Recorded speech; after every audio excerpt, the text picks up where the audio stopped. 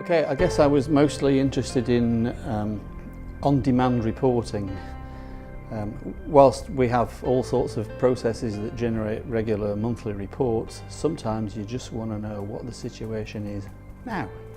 The situation with the VLE that we use, which is it's an application called Moodle. Sitting behind it is a MySQL database. If you wanted to be able to get data out of that database, then as an academic, end user, you were faced with trying to write a SQL query which would provide the sort of information that you required, and that's not something that every academic naturally takes to.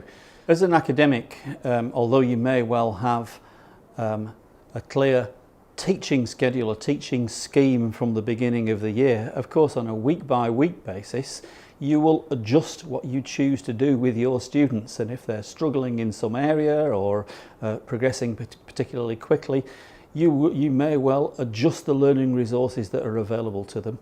And therefore you don't really want to wait till next year before you have another go at it because you got particularly poor feedback. What you actually want to do is go, I introduced a new resource, I want to actually go and have a look.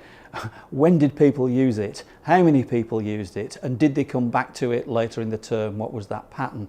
So what you're trying to do is to speed up the rate at which you get some feedback on your own pedagogy. So far as the intuitive dashboards were concerned, I have a very vivid memory of sitting on a sofa in our refectory with a guy from Intuitive who actually displayed exactly what the word intuitive is. We sat there on the sofa with a laptop and we played and we created stuff on demand before my very eyes, didn't need a techie. It was the best example of intuitiveness you could ask for. Our deployment was very rapid. I think we had people on site for 2 days, and in fact by the afternoon of the second day we had a little suite of exemplary dashboards looking at about 4 or 5 different enterprise applications, and there was sufficient confidence in having built those to then for my own team to go away and play themselves and learn largely by playing with the tools over the course of that following week.